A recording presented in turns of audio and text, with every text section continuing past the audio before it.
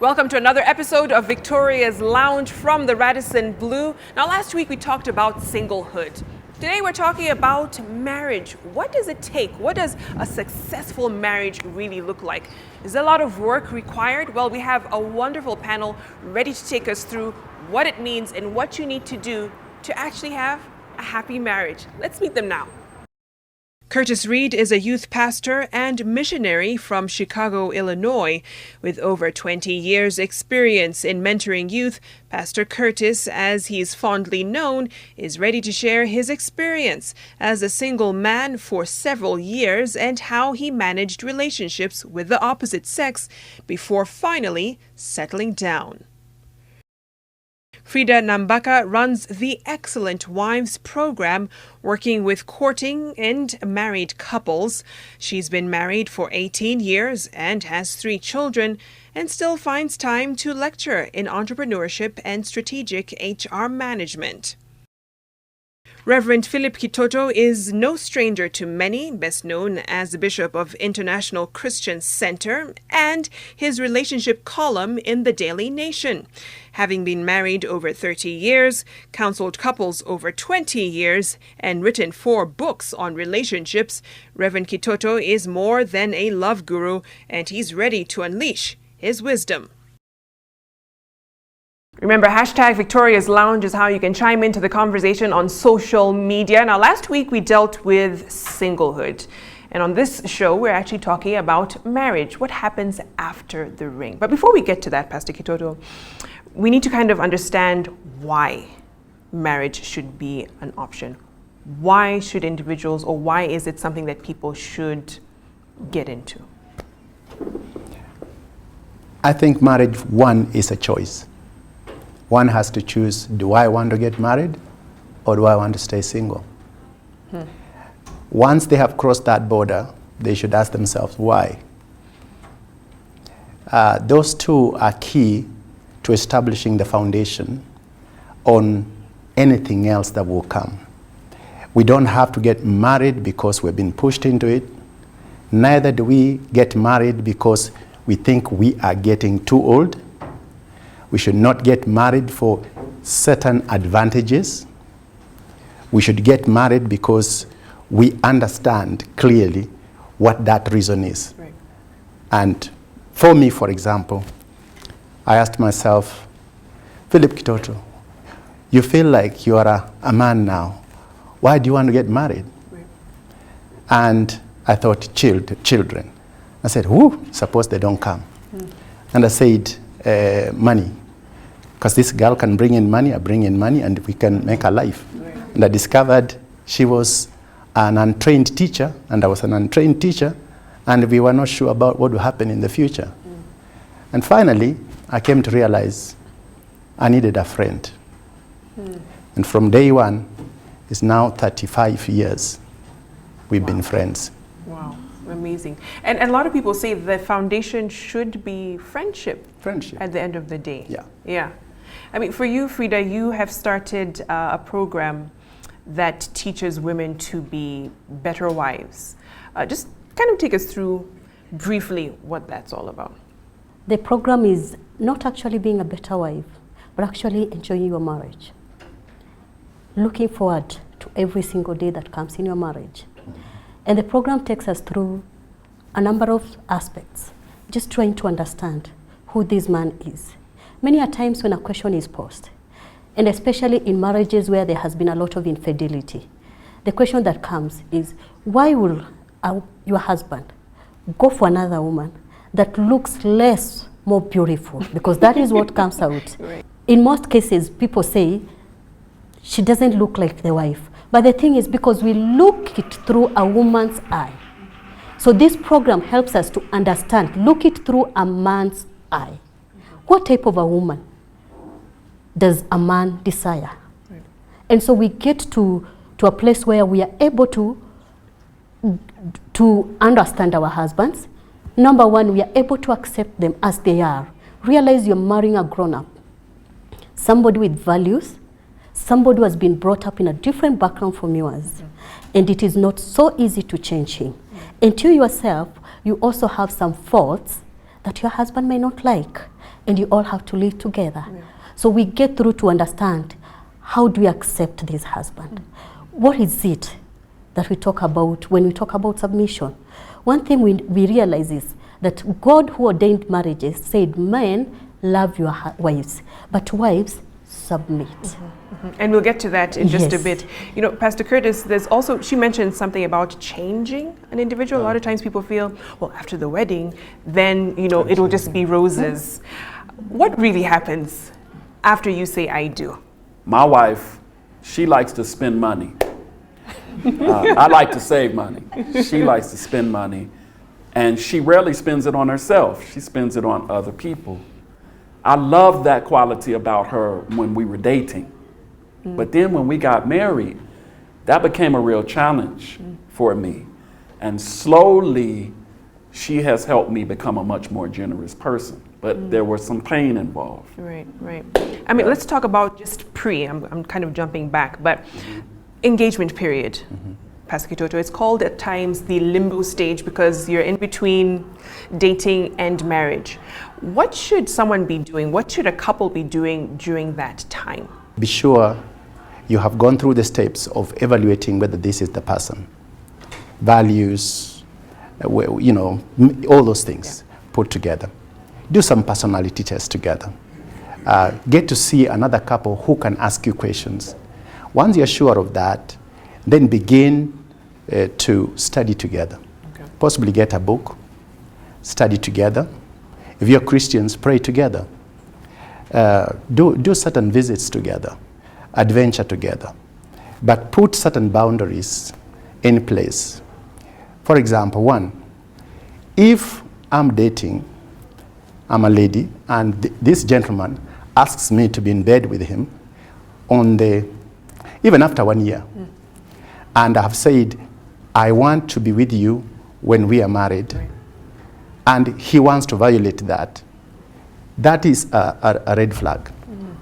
That if he can do this to me and break my values, that means he will break my values too when we get married. Right, right. So you begin to evaluate the commitments and the boundaries over that period as you study together. When you come to a place where you are comfortable enough, you can accept the ring, which maybe is an engagement ring, but never accept an engagement ring when you still have lots of doubts.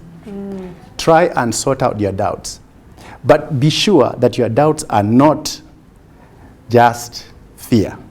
Okay. Because there is a difference between I'm not just ready, I'm not just ready, I'm not just ready. Because ladies kind of feel like that. We overthink it sometimes. Yeah. So just get it done.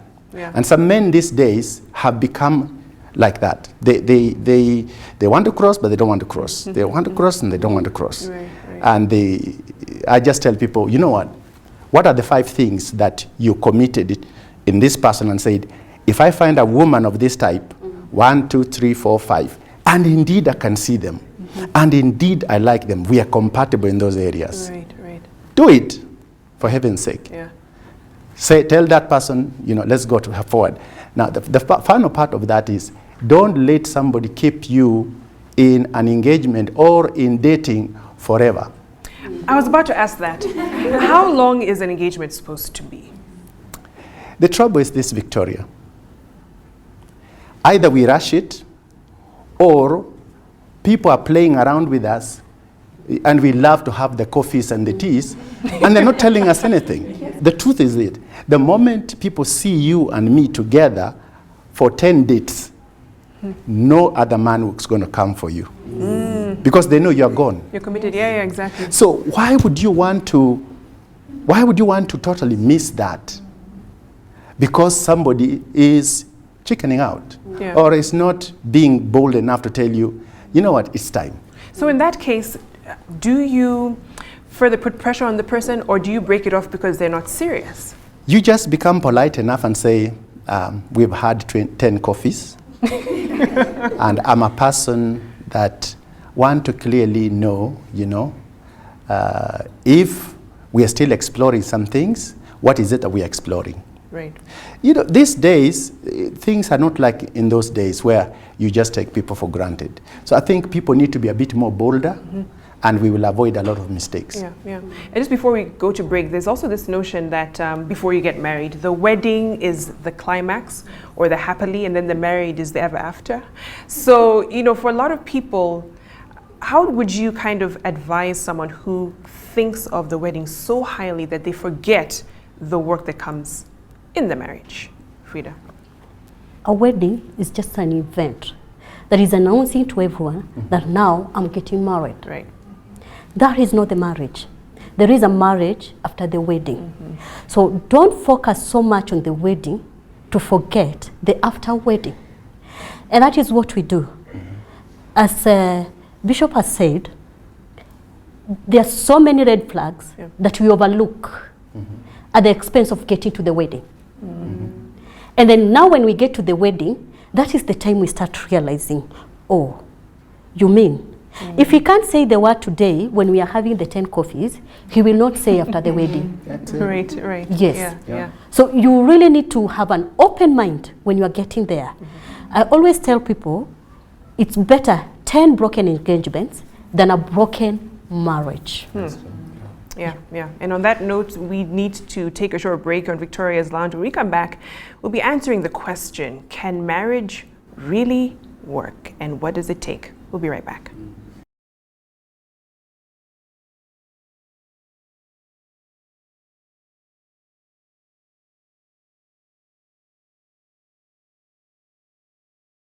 Welcome back. You're watching Victoria's Lounge. Now, before we get to answering the question about whether marriage works, especially in this day and age, there was a question in the audience about the duration of an engagement. Go ahead.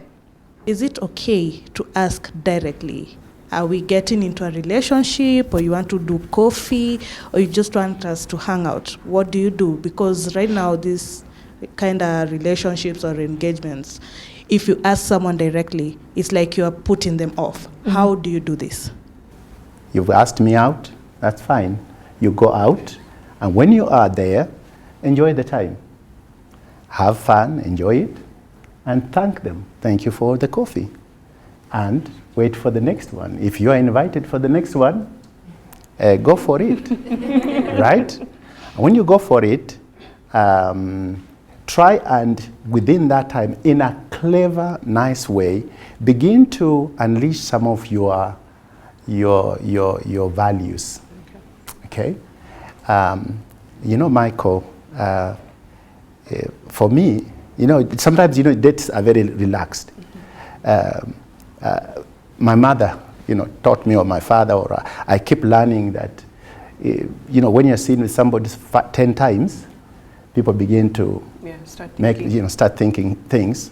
So, you know, you slowly begin to slide in little things that help them realize you're not just there to be called out on the 4th date, 5th date, and what is it, you know? Great men will say something to a lady like this. By the way, I really find you attractive. I see some values in you that I respect. Is it okay just to have some coffee? I know that there may not be nothing here after some coffees, but can we get to know each other over a period of time?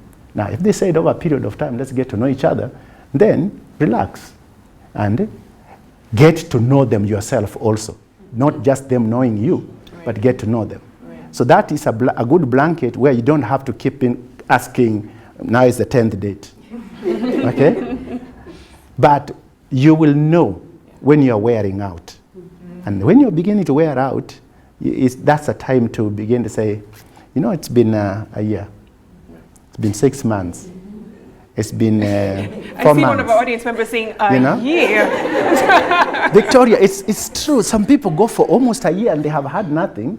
And you wonder, why did you go for a year? Yes. You get what I mean? Yeah. So when you begin to feel uncomfortable, ask. Yeah. You know, Fridah, let me ask you now, someone who is in a marriage and at times you can fall out of love. And some people warrant that a reason to break the marriage. what are some of the options that people can actually do to bring it back, or is it just gone and you have to stick in a marriage where you just don't like each other? What are the options? Actually, if I may say before I answer that, Yeah. love is not an emotion. You can't fall out of love. It's a choice you make. And one thing that has to be clear when you're getting into marriage is that you're not marrying a Mr. Perfect. You yourself are not perfect. You're trying to adapt to one another.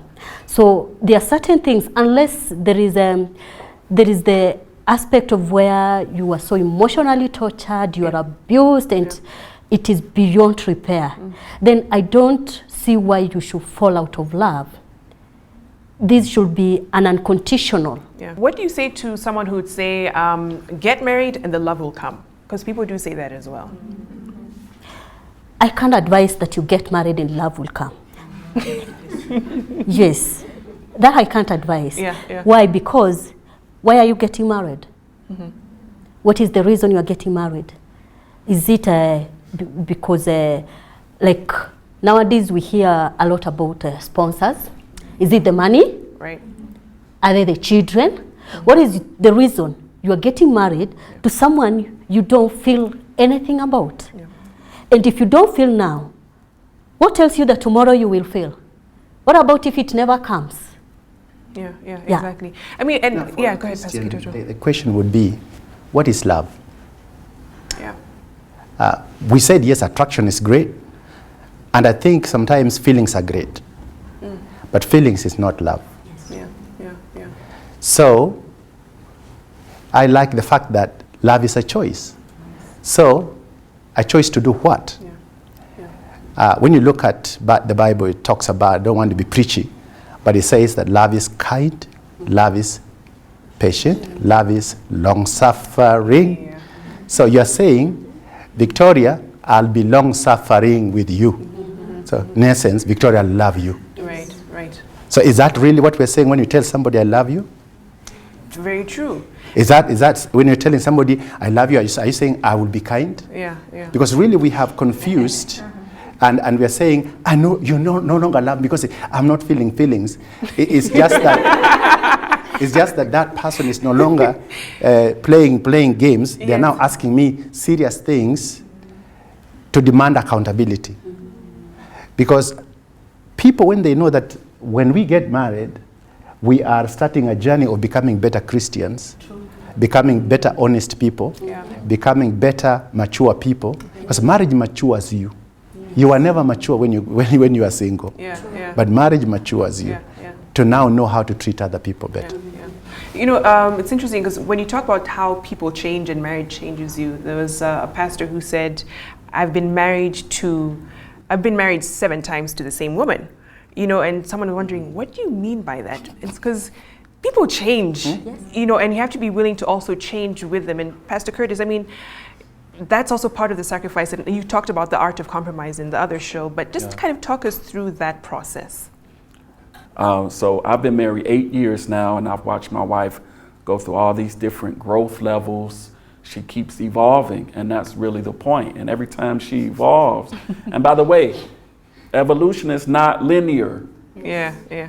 So we don't always go from one level to another level. Sometimes we go from one level down, and then we zigzag over here, and then we go up again. Yeah. And so, you know, we have the strength. I think that's something else we need to say about what love is. It's strength. Yeah. It takes strength to love. Right. And so, you know, we spend our time developing strength, spiritual muscles, emotional muscles, so that as these different things come, and even though we don't know what they are in foresight, but we have a foundation whereby we can handle anything that comes with us. Why? Because we're responsible people. Yeah. My wife and I, we dated for 7 years Wow. before I asked her to marry me. I mean, sorry, we didn't date for 7 years. We were friends. Okay. 7 years before I asked her to even date. And then we dated for 1 year, and we were engaged for another year. And all those years when we were friends, we had no idea we were going to end up marrying each other. But we were building a foundation so that as things came along, we were strong enough to deal with it. Good point. We have a question here in the audience. Yes, I wanted to ask, Paul in the Bible says if you can stay single, then you can avoid this whole marriage situation or this choice. But again, I look at our society and where we are at, and it's like marriage has become the next big thing. It's the next big achievement. Marriage obsessed like, culture. Yes, there's a curve for me. I'm supposed to go to school, finish school, graduate, get a job, and then the next thing I'm supposed to do is get married. Now I am here in my 30s, I'm not married, so it's like no, you have not, there's part of your goals in life that the society had put for you that you haven't achieved. How do we demystify this whole thing about marriage being an achievement or something of that sort? And how do we balance that thought of Paul saying it's not like marriage was meant for everyone? Let's know God would love, his desire is that as many of us can be married, right? So when we know that, it's comforting. Two, it is not a sin when you don't. So Paul argues between those two things, says, if you then found yourself like me, that you are not, then rejoice in that because you have opportunity to concentrate on the work of God. If you get married, it's hard work. He says you actually have many labors because then you are going to have a lot to do. Now, what people need to understand and think how we need to approach culture is that as much as, yes, it is that next big thing, and which I do love is the next big thing, I have decided I will not have that next big thing. Then that means you have chosen to remain single. So like nuns and all that, or I've met some Christians who have said, I just want to serve God, I don't want to get married. Right. Or you can say, I have not chosen, like I met some very great ladies. They say, I've not chosen to be single. It's not my choice, but I'm finding myself single. And so marriage to me is my next big thing if it comes. Okay. But when it comes, if it doesn't come, I'm not going to be messed up. Or that one who is in a dating relationship, I would say marriage is not really the next big thing. It is one of those great responsibilities we are going to take on so that we can fulfill a mandate that marriage actually can be fulfilling. All right, I think that is a perfect place to leave it. Let's take a short break here on Victoria's Lounge. Keep the conversation going on social media, #Victoria's Lounge. We'll be right back.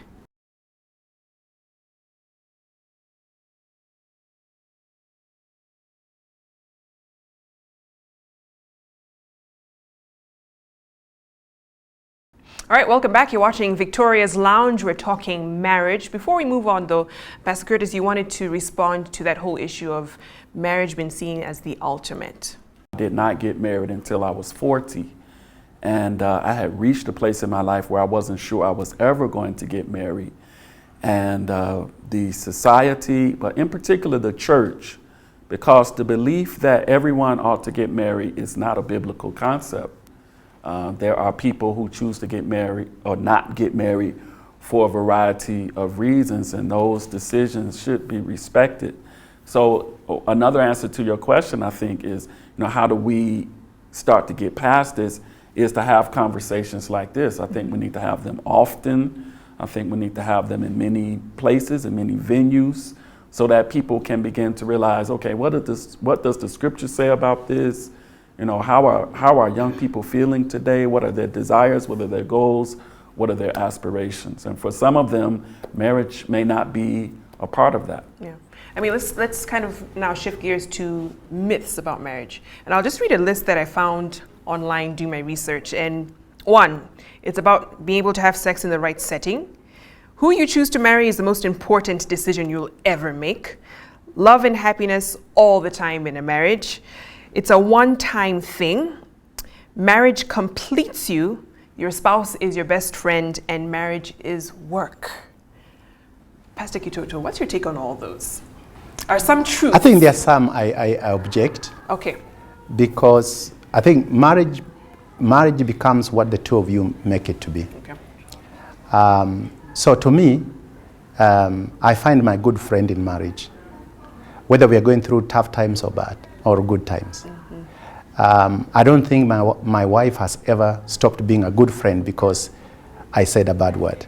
And I think there are lots of other myths that, for example, marriage completes me. Marriage will never complete you. Yeah. Although you'll feel fulfilled, but marriage can never complete. You're an individual who is complete. So I normally say in marriage, I come with my 100% and you come with 100%. There's nothing like 50-50 or my better half. Right. No, I'm your full half. Your full. Yeah. You're full. I'm never, a better half. Yeah. I'm coming with everything. So I think when we look at it that way, and then we beat a lot of these myths. And then, of course, the other myths come from culture, from society. But I think marriage is basically what we choose to make it to be. 3 points. A question here? Mine is a question. I always hear from my married friends, both ladies and gentlemen, that marriage is work. And to add on to that, you cannot understand unless you're in it. So is that true? What does that mean? What does that mean exactly? Thank you, Lillian, for that. What I can tell you is marriage is work. How hard or soft it is, it depends with individuals. And the problem that comes when you're getting married is, at that time when you're getting married, people think I'm getting married to a husband or I'm getting married to a wife. You're getting married to a husband material. And you're getting married to a wife material. You work it out to be that complete full that Pastor is talking about. Right. Because it's only in marriage where there is a mystery of 1 + 1 is 1 and not 2. So you will work it out. To some, they look at it to be hard. To some, they look at it to be soft. But all in all, there will be challenges. There are times there is a lot of happiness. But what do you want? And what I can tell you is that happiness is a choice. Nobody can force it onto you. So, as a pastor said here, when there are challenges, do you stop becoming friends? Do you stop living together as a husband and wife because these challenges have come in? Do you stay apart until when the challenges go and then you come back? We have a question right here before we move on. It's a comment. Okay, actually, it's just answering her question. I'm married, and my opinion is, okay, people always say it's hard, but I feel like that's not a complete view of marriage. Because, yes, sometimes it's hard, and sometimes it's very enjoyable. So you need to check, okay, which wave or which season am I in? And so it means you give your all, and when that wave comes, you ride it. Yeah. An illustration that I can give is, for example, when we're in high school, Form 1, and people in Form 3 will tell you integration is so hard in mathematics. And you reach Form 3 and you're like, okay, so it's hard, but it's doable. Right. Marriage is also very beautiful and enjoyable. No, good point. So it depends on the individual, which brings me to the next question of successful. What makes a successful marriage? Some people feel, well, it's an affair-proof marriage because no one stepped out on the other. But what does a successful marriage really look like? Yeah.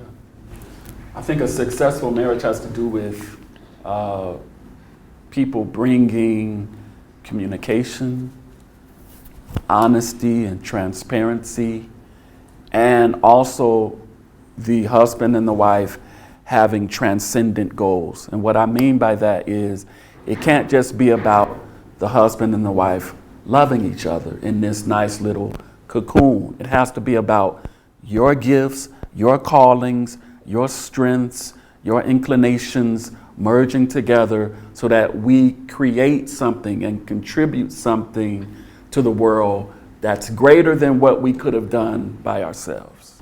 I ask myself, if my marriage is successful, my wife should be better than I found her. True. If she is not better than I found her, then even if she has 10 gold rings and a car and a house, it's useless. Wow. True. Wow, that's profound. Yes. That is profound. My question is, one of the myths that I know of is that you will, you can really know someone.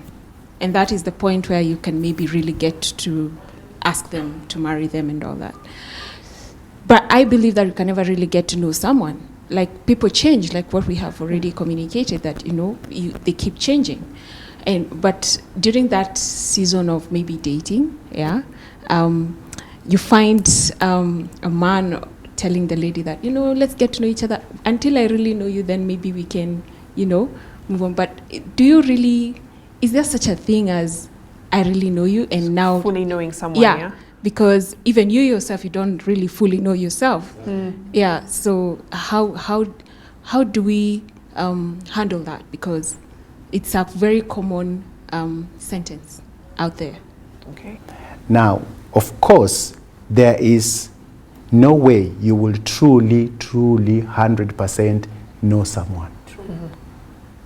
Even up to today, I cannot tell you I truly fully know my wife, and she truly knows me, because as he said, we are discovering new things about each other. And as we discover those things, we are getting to appreciate each other more. At this stage in marriage, at 35 years, I'm seeing my wife differently.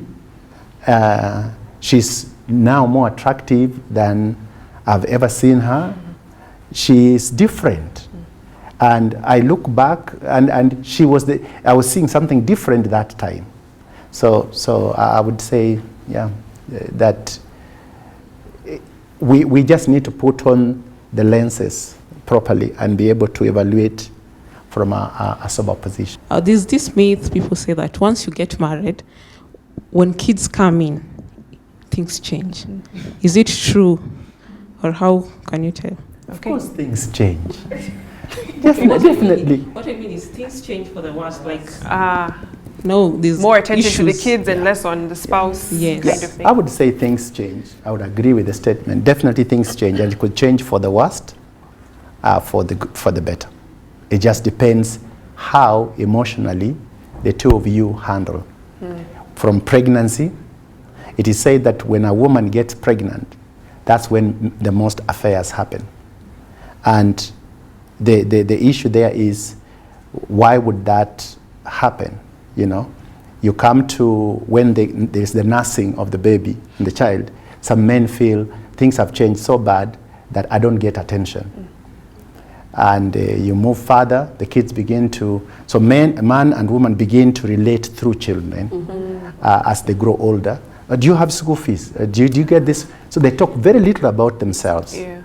So I would say that when kids come, people need to do what they need to do for the kids, but they need to know kids are not everything, because a day comes when the kids would go, and if they didn't build that relationship over that period, that's why you find some people, after the kids have just gone, you hear somebody got a divorce. I say, what? Yeah. Yes. Yeah.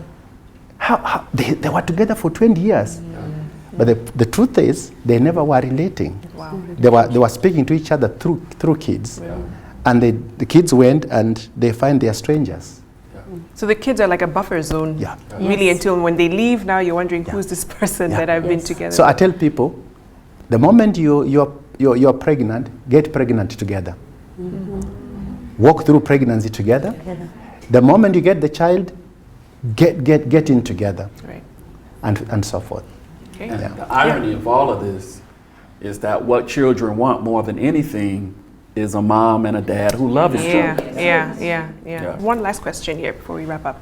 I actually started my matchmaking service after I'd given much thought into the what Paul was advocating for, that if you're single, you should if you want to stay single, it's an option for you because you want to continue the works of God.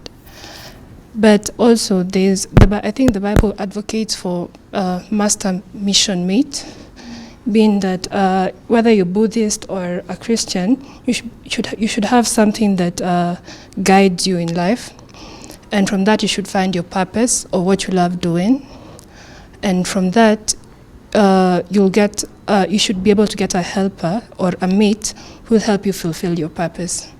So in asking that, in saying that, I would want to ask, do you think the successful marriages are those that both partners, their missions aligned, their purposes in life aligned?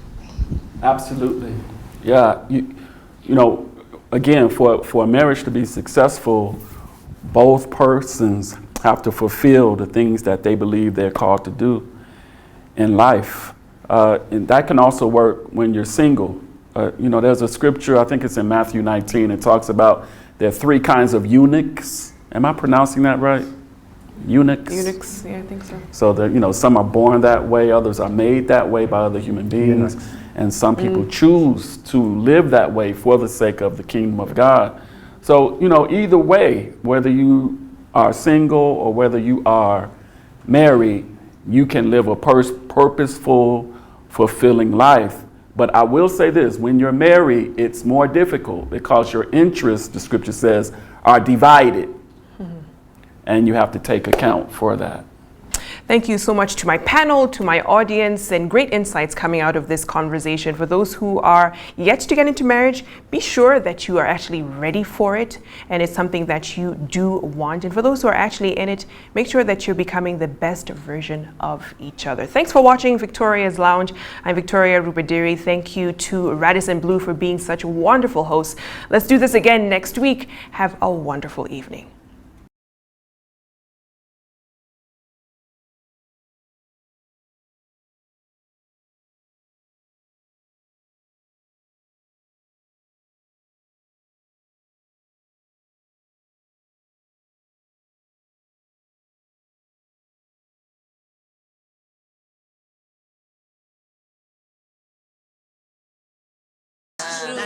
Ask a lady. Ask majority of ladies. Go ask ladies. You ask them. When do you think you'll be ready for? What kind of what is your ideal guy? God fearing.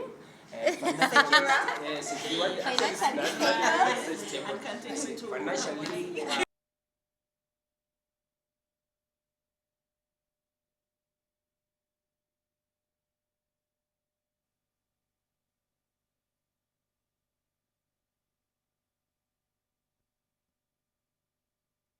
You're full.